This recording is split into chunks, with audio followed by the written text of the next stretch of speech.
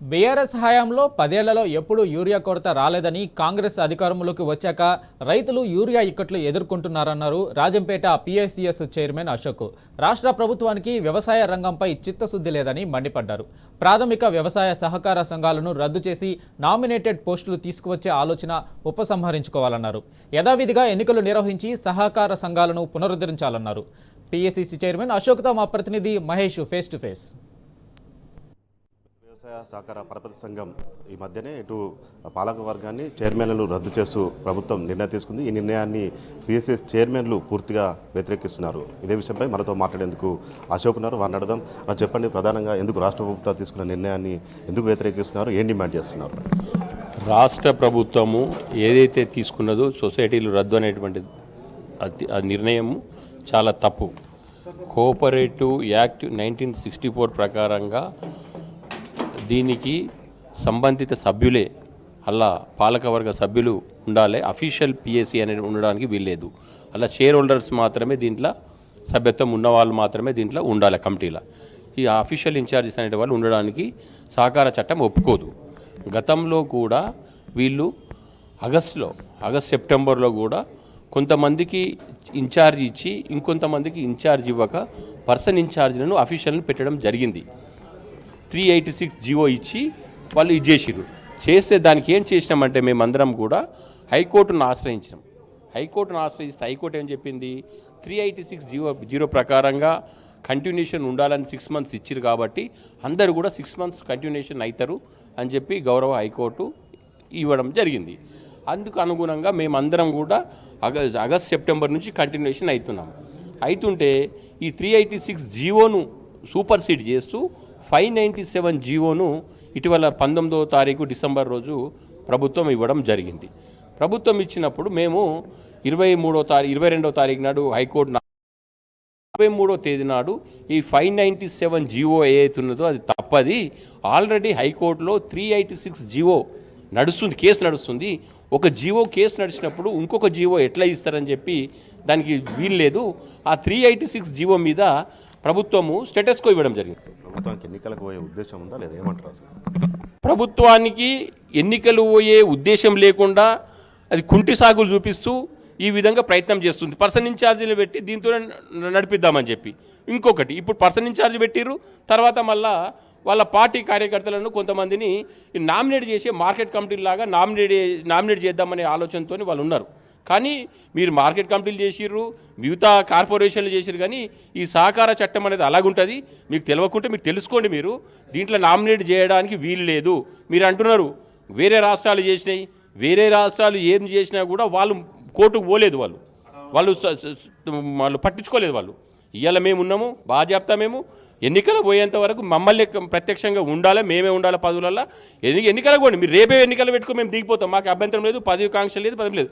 మీరు ప్రభుత్వం చేసే తప్పిదాలు మాత్రమే మేము ప్రశ్నిస్తున్నాము.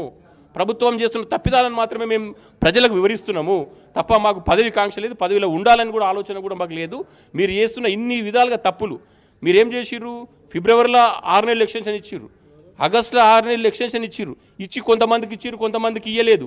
ఇప్పుడేమో మరి మొత్తం మందిని తీసేసిర్రు. అసలు మీ ఉద్దేశం ఏంది? కోఆపరేటివ్ రంగం అంటే మీకు ఎంత నిర్లక్ష్యమా? మరి మా సహకార శాఖ అధికారులు కూడా మరి ప్రభుత్వానికి ఎందుకు సరిగా చెప్తలేరో వాళ్ళకే నాకు అర్థమైతే లేదు. మీరు అధికారులు కానీ, మీరు ప్రభుత్వానికి కానీ, మంత్రి గారికి కానీ చెప్పండి, తగు సూచనలు వాళ్ళకి అడ్వైజ్ ఇవ్వండి, ఇచ్చి సహకార వ్యవస్థను కాపాడాలని మేము కోరుతున్నాం. కేంద్ర ప్రభుత్వము సహకార వ్యవస్థ బలోపేతం చేద్దామని అమిత్ షా గారు, కేంద్ర మంత్రి గారు అంటున్నారు. రాష్ట్రంలోనేమో సహకార వ్యవస్థను తుడిచిపెట్టకుండా చేయాలని చెప్పి రేవంత్ రెడ్డి గారు చూస్తున్నారు. మరి ఏందో నాకు అర్థమైతే లేదు. ఏదైనా కూడా సహకార వ్యవస్థను ఉన్నట్టయితే రైతులకు సొసైటీలలో లోన్లు ఇవ్వడం కానీ, మసాలా ఇవ్వడం కానీ, వివిధ ఎరువులు ఇవ్వడం కానీ, విత్తనాలు ఇవ్వడం కానీ సులభంగా దొరుకుతాయి. ఫర్ ఎగ్జాంపుల్ చెప్తున్నాను నేను, ఈరోజు రాష్ట్రంలో అగ్రికల్చర్ శాఖ ఏదైతుందో పూర్తిగా విఫలమైపోయింది. మేము ఒక యూరియా బస్సాను 266 రూపాయలకు మేము సొసైటీలో అమ్మితే ఒక బస్సాను 310 రూపాయలు, 305 రూపాయలు బయట మార్కెట్లో అమ్ముతున్నారు. బయట మార్కెట్లో అమ్మేటువంటి దుకాణాలకేమో యూరియా సరఫరా చేస్తున్నారు.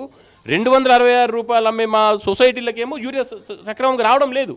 అంటే వీళ్ళు మొత్తం ప్రైవేటు మార్కెట్తోని సహకార శాఖ అధికారులు కానీ రాష్ట్ర ప్రభుత్వం కానీ కుమ్మక్కైపోయింది. కుమ్మక్కై రైతులను నట్టేట మూస్తున్నది. అనవసరంగా ధర పెంచుతున్నారు. ఇప్పుడు దాదాపు 30-35 రూపాయలు ధర ఒక బస్తాకు ఎక్కువ పెట్టి రైతు కొంటున్నాడు. దీని ద్వారా రైతులు ఎంత నష్టపోతున్నారు. ఇలా సహకార శాఖ ద్వారా ఇస్తే మేము ఒక 5 పైసలు కూడా లేకుండా ఒక 266 రూపాయలకే అమ్ముతాం, మేము ఎక్కువ అమ్మం. మేము బయటనేమో 310 రూపాయలు 305 రూపాయలు ఈ విధంగా వాళ్ళు విక్రయించడం జరుగుతుంది.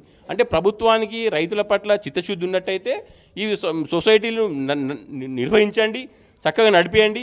ఉన్న అధ్యక్షులకే ఏ పార్టీ వాళ్ళు కానీ అందరు అధ్యక్షులకు ఇవ్వండి. ఇచ్చిన తర్వాత మీరు ఎన్నికలకు పోండి, మేము సిద్ధం. మీరు ఎప్పుడు ఎన్నికలకు పోయినా కూడా మేము సహకరిస్తామని చెప్పి సందర్భంగా మీకు తెలియజేస్తున్నాం. హైకోర్టు 386 జీవో ఇంప్లిమెంట్ చేయాలని సూచించింది కానీ ప్రభుత్వం ఎందుకు ఇంత నిర్లక్ష్యం వ్యవహరిస్తుంది?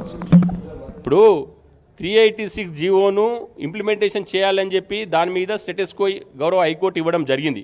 అంటే 597 జీవో ఇవ్వడానికన్నా ముందు సొసైటీలు ఏ విధంగా పర్సన్ ఇన్ఛార్జ్ చైర్మన్లు ఉన్నారో వాళ్ళని కంటిన్యూ చేయాలని చెప్పి గౌరవ కోర్టు చెప్పడం జరిగింది. కానీ ఈ వ్యవసాయ రంగం మీద కానీ సహకార వ్యవస్థ మీద కానీ ప్రభుత్వానికి చిత్తశుద్ధి లేదు. రైతాంగం పట్ల అసలు చిత్తశుద్ధి లేదు. ఎందుకనంటే ప్రభుత్వం ఏది చెప్పినా కూడా తప్పించుకునేందుకు కాలయాపన చేస్తుంది, ఆ దృష్టి మరలించేందుకు ప్రయత్నం చేస్తుంది. ఎందుకంటే యూరియా ఉన్నది, యూరియా సక్రమంగా సరఫరా లేదు. మేము గత 15 సంవత్సరాలు 20 సంవత్సరాలు చూస్తున్నామండి, ఎప్పుడు లేదు. ఈరోజు చెప్పులు పెట్టడము, గిన్నెలు పెట్టడము, డబ్బాలు పెట్టడము, యూరియా కోసము వరుస నిలబడము అనేక రకాలుగా చూస్తున్నాం. 10 సంవత్సరాలు ఎప్పుడు జరగలేదు, ఇప్పుడు కొత్తగా ఇంత జరుగుతున్నది. అలాగే రాష్ట్రంలో రుణమాఫీ చేసిరు. 2 లక్షల రూపాయలు రుణమాఫీ ఇస్తా అని చెప్పిండు. 2 లక్షల రుణమాఫీ కేవలము 25% మంది మాత్రమే రుణమాఫీ అనేటువంటి జరిగింది. ఇంతవరకు ప్రభుత్వము ఇవ్వలేదు, మిగతా వాళ్లకు ప్రభుత్వం ఇవ్వలేదు. మా డిమాండ్ ఒకటే చెప్తున్నాము, రైతులందరికీ రుణమాఫీ ఇవ్వండి. మీరు 2 లక్షలు ఇస్తాను, 2 లక్షలు ఇవ్వండి. ఎందుకు ఇది చేస్తుర్రు? రుణమాఫీ చేయని రైతులు, రానిగా రైతులను నీ ఆధార్ కార్డు లేదు, నీ ఆధార్ కార్డులో తప్పు ఉంది, మీ ఇంట్లో ఇంకొక తప్పు ఉంది, ఈ పేరు తప్పు ఉంది అన్ని విధాలుగా చెప్తున్నాం. కాబట్టి మేము ఏమంటామంటే అందరికీ ఇవ్వండి, అందరికీ రుణమాఫీ ఇవ్వండి, యూరియా సప్లై చేయండి. మేము ప్రధాన డిమాండ్. వాళ్ళు ఇంకోటి ఏంటంటే 386 జీవోను ఇంప్లిమెంటేషన్ చేయండి, అంతే. భవిష్యత్ కార్యాచరణ ఎలా ఉండబోతుంది? భవిష్యత్ కార్యాచరణ ఏమున్నదని అంటే రానున్న రోజుల్లో ఇది వెంటనే ఇది మాకు స్టేటస్ కో ఆర్డర్ని ఇంప్లిమెంటేషన్ చేస్తే మేము ప్రభుత్వానికి ధన్యవాదాలు చెప్తాం. గౌరవ మంత్రి గారికి కానీ ముఖ్యమంత్రి గారికి ధన్యవాదాలు చెప్తాం. కమిషనర్ కూడా మేమందరం కూడా మీకు సహకరిస్తాం. మీరు ఎన్నికలకి ఎప్పుడు పోయినా మేము సిద్ధమని చెప్పి తెలియజేస్తున్నాను. లేని పక్షంలో దశల వారీగా మా 33 జిల్లాలలో మా చైర్మన్లు ఉన్నారు, దశల వారీగా ఆందోళన కార్యక్రమాలను నిర్వహించడం జరుగుతుంది. ఇది మొత్తంగా చూసినట్టయితే